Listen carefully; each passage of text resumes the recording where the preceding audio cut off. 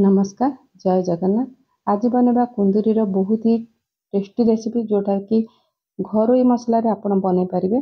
आ जो मैंने कुंदूरी भी खाऊ न तो आपण मैंने एमती बनईकी देते मैंने निश्चिंत घर लोक खाइबे। तो सिंपल मसला रे बहुत ही टेस्टी कुंदूरी रेसिपी आपण मैंने घरे बनईकी खाई पारे। तो एमती रेसिपी बनवाई वीडियोटा प्रथम शेष जाए देखूँ। आ वीडियोटा देखला लाइक करने को जमती आपण मैंने भूलिबेनी।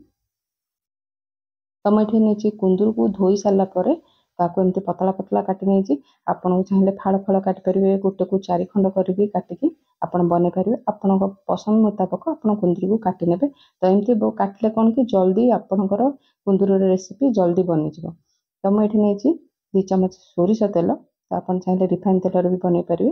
तो ये सोरिष तेल भलसे तातीगला जो आम कुंदूर काटिक रखी ये पकई ना।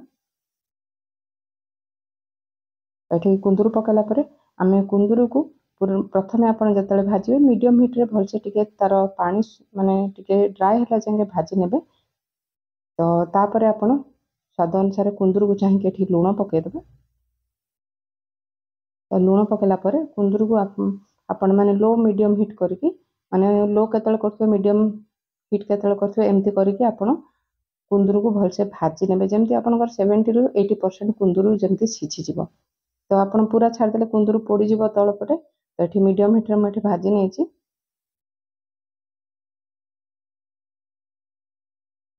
तो बहुत ही टेस्टी रेसिपी बनूची। तो थरटे एमती बनातु। तो ये मझे देखी पुणी काढ़ी देखी प्राय ये सीझी आसला आमर कुंदूर।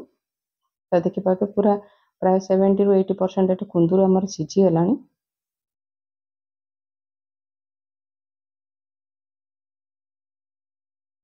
तो वीडियो भल लगे चैनल को निश्चिंत सब्सक्राइब करने। ये गोटे चम्मच देती बेसन। तो बेसन जमारू आप अधिका देवेनि। कुंदूर को चाहिए आपड़ बेसन को ऐड करेंगे। जेहेतु मुझे 250 ग्राम माने कुंदूर नहीं तो ये गोटे चम्मच बेसन ऐड करची। तो आप मीडियम हिट्रे कुंदूर को भलसे भाजी ने जमी कुंदूर देहरे आमर बेसनटा पूरा कोड होगी जमी लगिज। तो आप बेसी कुंदूर देले ग्रेवीटा बहुत ही बहलिया हो।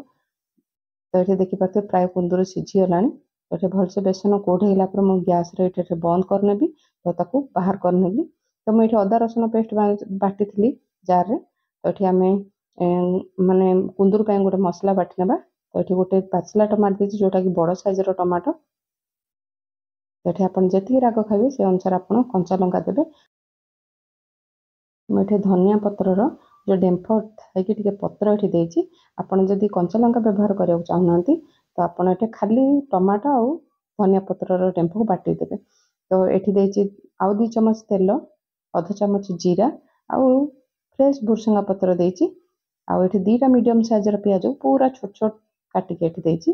तो ग्रेवीटा बहुत बढ़िया हम। पियाज को आप ग्राइंड करके भी पकई पारे दरदरा। तो सी भी बढ़िया ग्रेवीटा माने बहलिया हम। तो पियाजटा को अल्प समय भाजी ने। तो ये देखिए पियाज भलसे भाजीगला। तो ये देती गोटे चम्मच अदा रसुण पेस्ट। तो ये अदा रसुण पेस्टर कंचा स्मेल गला जाए भलसे आम भाजी ने।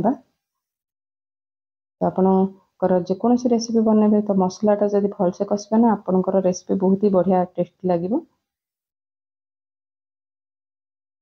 तो ये देती हलदी गुंड गोटे चम्मच। ये देती करी पाउडर। ये धनिया गुंड गोटे चम्मच देती। ये गरम मसला अध चम्मच देती।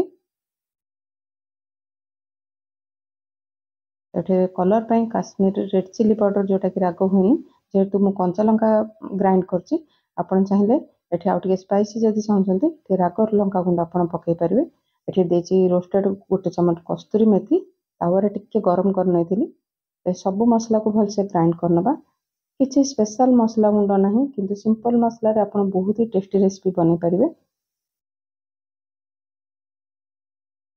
तो जो आम टमाटो कंचा लंका और धनिया पत्र डेम्फर जो मसलाटा ग्राइंड करते ये पकई नहीं। तो ये 3 ରୁ 4 मिनिट मसला को भलसे कषि नेबा। देखिए साइड तेल छाड़गला मसला भी भलसे कषि होगला। तो ये स्वाद अनुसार लुण देदेबा। जे आम कुंदूरी भाजला लुण देते चाहिए लुण देदेबा ना लुणी हो। ଏଠି ମୁଁ ଅଳ୍ପ ପାଣି ଦେଇ ଦେଇଛି, ଟିକେ ମସଲାଟା ଭଲସେ କଷି ହେବ।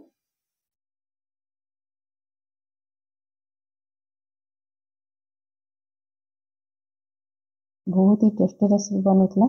ନିଶ୍ଚିନ୍ତ ଘରେ ବନାନ୍ତୁ କୁନ୍ଦୁରୁକୁ ଥରେ ଏମିତି।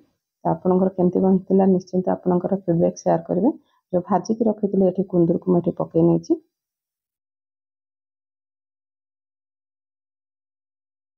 ତ କୁନ୍ଦୁରୁ ପକାଇଲା ପରେ 1 ରୁ 2 ମିନିଟ୍ ମସଲା ସହିତ ଭଲସେ କଷି ନେବା।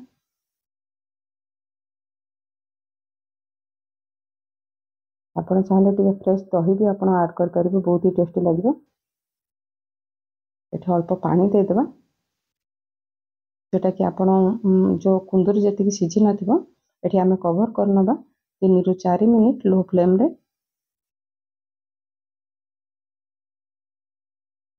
ଆପଣ ଦେଖିପାରୁଥିବେ ବହୁତ ହି ଟେଷ୍ଟି ରେସିପି ବନୁଛି। ଏଠି କୁନ୍ଦୁରି ବି ଭଲସେ ସିଝିଗଲାଣି। ତ ଆପଣ ଏମିତି ବି ଖାଇପାରିବେ। ତ ଏଠି ମୁଁ ଅଳ୍ପ ପାଣି ଦେଇଛି, ଆପଣ ଯେତିକି ଗ୍ରେଭି ବନେଇବେ ସେ ଅନୁସାରେ ପାଣି ଆଡ଼୍ କରିନେବେ।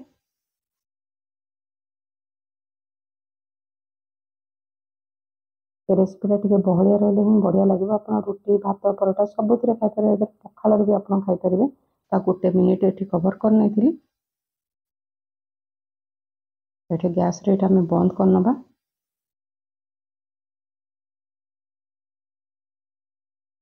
ତ ଆଉ ଟିକେ ଏଠି ଗରମ ମସଲା ଦେଇଛି, କିଛି କଟା ଧନିଆ ପତ୍ର ଦେଇଦେବା। ଆମର ରେଡ଼ି ହେଇଗଲା କୁନ୍ଦୁରିର ରେସିପି। ତ ଘରେ ବନାନ୍ତୁ। ଆଉ ଯଦି ଭିଡ଼ିଓଟି ଭଲ ଲାଗୁଛି ଲାଇକ୍, ସେୟାର, ସବସ୍କ୍ରାଇବ୍ କରିନେବେ।